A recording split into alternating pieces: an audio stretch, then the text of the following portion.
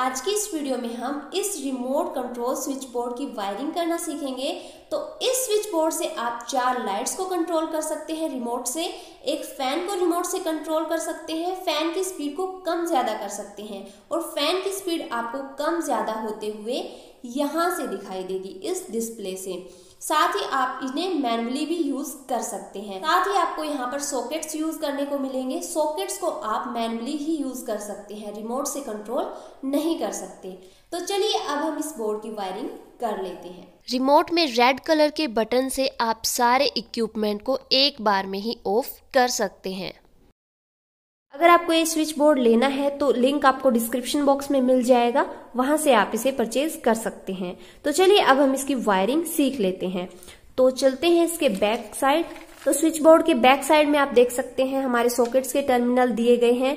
ये फेज का टर्मिनल होता है, ये न्यूट्रल का और ये अर्थिंग का, और यहाँ पर हमारे स्विचेस के टर्मिनल दिए गए हैं। इस स्विच से हमारा ये सॉकेट ऑपरेट होगा, इस स्विच से हमारा ये सॉकेट ऑपरेट होगा। कंट्रोलर के ऊपर भी आपको कुछ पॉइंट्स देखने को मिलेंगे, तो ये मैं आपको बता देती हूँ। यहाँ पर आप देख सकते हैं P लिखा हुआ है, N लिखा हुआ है, फेज न्यूट्रल।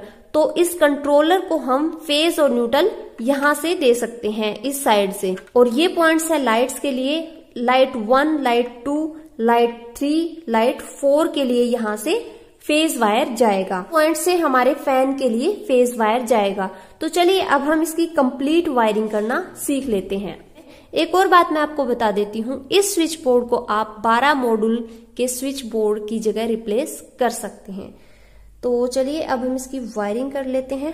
तो यहाँ पर वायरिंग करने के लिए मैंने ये फेस वायर लिया सबसे पहले, और इसे हम कनेक्ट करेंगे यहाँ पर सॉकेट के L वाले टर्मिनल से इस स्विच के ऊपर वाले टर्मिनल पर। तो यहाँ पर हमने ये वायर कनेक्ट कर दिया है। इसी तरीके से इस साइड भी हम ये वायर कनेक्ट कर लेंगे सॉकेट के L वाले टर्मिनल से स्विच के ऊपर वाले टर्मिनल पर। अब हम इन दोनों स्विचेस के नीचे वाले टर्मिनल्स को आपस में कनेक्ट कर देंगे इस वायर से। तो यहाँ की फेज वायरिंग हमने कर दी है। अब हम ये फेज वायर लेके जाएंगे हमारे कंट्रोलर तक। तो इस फेज वायर को हम यहाँ पर कनेक्ट करेंगे स्विच के नीचे वाले टर्मिनल से इस P वाले टर्मिनल पर, यानी कि फेज वाले टर्मिनल पर। अब हम हमारी लाइट्स के कनेक्शन के लिए L1, L2, L3, L4 पर वायर्स कनेक्ट कर देते हैं। तो ये वायर मैंने लिए हैं, इन्हें मैं यहाँ पर कनेक्ट कर रही हूँ। तो चारों वायर मैंने कंट्रोलर में कनेक्ट कर दिए हैं। अब हम इन वायर्स को होल्डर में कनेक्ट कर लेते हैं। होल्डर में हमारे 2 टर्मिनल होते हैं, एक फेज के लिए, एक न्यूट्रल के लिए।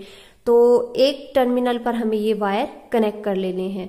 सारे ही होल्डर में हम इस तरीके से वायर कनेक्ट करते जाएंगे। लाइट्स में हमने वायर कनेक्ट कर ली हैं। अब जो हमारा ये फैन वाला टर्मिनल रह गया है, यहाँ से हम फैन के लिए वायर को कनेक्ट कर लेते हैं और इसी वायर को हम फैन के एक टर्मिनल पर कनेक्ट कर देते हैं।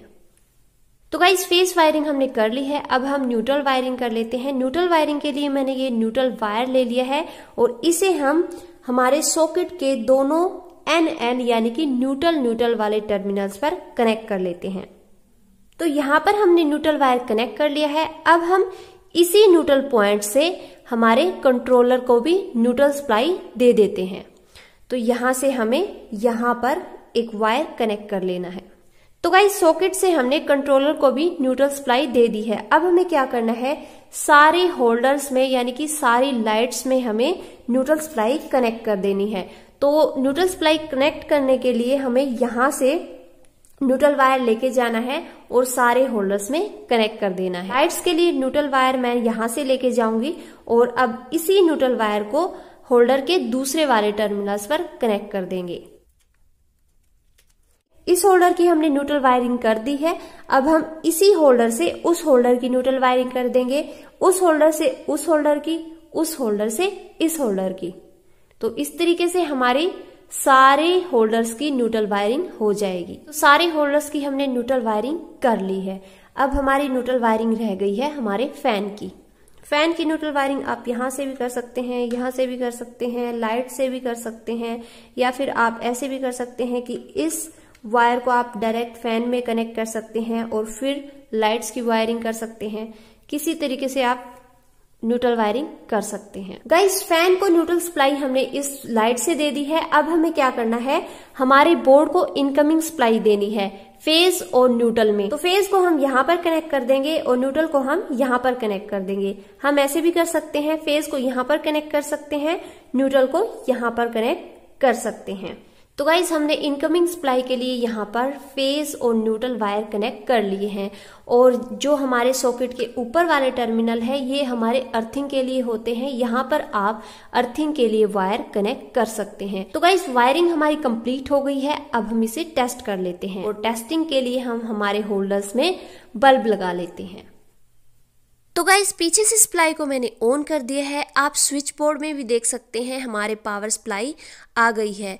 अब हम हमारी लाइट्स को ऑन ऑफ करके देखेंगे हमारे रिमोट से, साथ ही हम हमारे फैन को भी ऑन करके देखेंगे। लाइट 1, लाइट 2, लाइट 3, लाइट 4 और साथ ही हम फैन को भी ऑन कर देते हैं।